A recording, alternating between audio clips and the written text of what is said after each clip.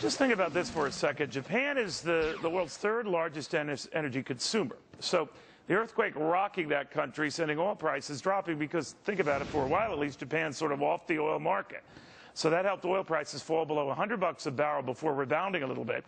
Now, normally protests, and the likes of which we saw today in Saudi Arabia, would send crude soaring. Not today. How long does that last? A former Shell Oil CEO, John Hofmeister. John, what do you think? Well, I think Japan is going to need more oil to help fix its problems. Let's see what happens with the nuclear. But if for some reason they have to shut down nuclear plants, one or two or more, then there has to be an alternate source for electricity, and natural gas and oil, 100% of which are imported into the country, will be called into demand because it works and because it's available. And so it can come immediately to the rescue. That could put some pressure on supply, where we're already having pressures on supply. So I could see, this is going to keep prices high, but I don't think it's going to make them volatile. But, there is something to that, too, because I thought right after I heard this nuclear thing, and I hope it works out, but right now it looks pretty dicey. But other countries that have ample nuclear power facilities, France comes to mind, Switzerland comes to mind, they're going to start thinking, well, maybe we've got all our eggs in one dangerous basket. At the very least, the perception in the markets is that there'll be a rise in demand for oil, and that in of itself could lift prices. I guess what I'm here to ask you is, how much so? What do you see happening?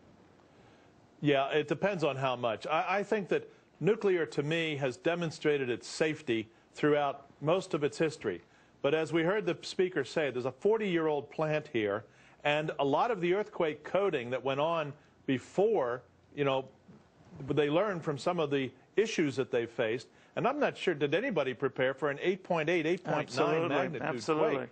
I mean, that's a question. And so, fortunately in France, fortunately in much of the U.S., and in other countries where we have nuclear plants, we don't have that geological upset activity, which is what an earthquake is.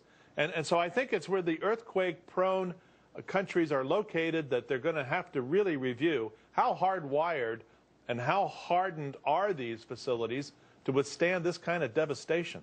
Now, in the meantime, you have these growing riots, protests movement. And the Saudis say they're minor events, not a big deal, a couple of hundred one day, maybe a couple of hundred more the next day. But they're not going away, despite, I guess, the law in Saudi Arabia that you go out and protest, they shoot you. Obviously, that's not holding the protesters back. So I'm beginning to wonder if Saudi Arabia is the kingfish of oil in the Middle East, and it's seeing the type of stuff that we had seen, albeit on a smaller scale, in countries like Egypt and Tunisia and Libya, then what? It raises the whole issue, Neil, of why have we allowed ourselves to be so dependent on others? It just boggles my mind. And the president offered no solution whatsoever today in his press conference. He said, well, he said he did. He said he did. He said he not only is going to open up the reserve, but he said his administration has overseen more domestic oil production, and that you guys got it all wrong. What do you say? Well, I beg to differ with the president's facts, but the Gulf of Mexico is shut down for drilling the last time I checked, and we're not getting permits very quickly. We're not able to go offshore Alaska, not able to develop the resources in western Colorado, the oil shale. And if you try to get a coal mine permit today, you can't. And they're starting a study on how to federalize fracking regulation. So I beg to differ with the president's comments. In addition, whatever increases in oil production we did see were due to permits and due to capital plans that are more than 3 or 4 years old, Neil. This didn't happen because the Obama administration made it happen. I take serious issue with manipulating information to try to say one thing when we're missing the whole argument on our future energy security. And it's not going to come from wind and solar and biofuels by itself. It's got to come from a whole menu of the options. Do you think, though, tragically, this whole incident in Japan and lately what's been going on abroad in the Middle East has refocused us on trying to look after our own energy selves? Well, it should.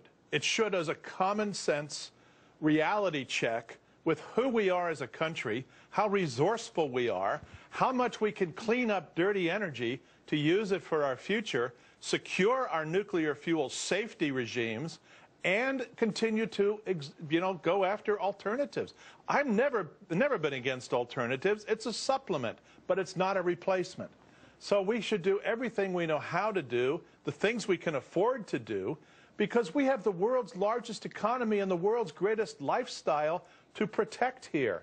And we are not seeing the political leadership of Washington stepping forward. It's incremental. We had high prices 3 years ago.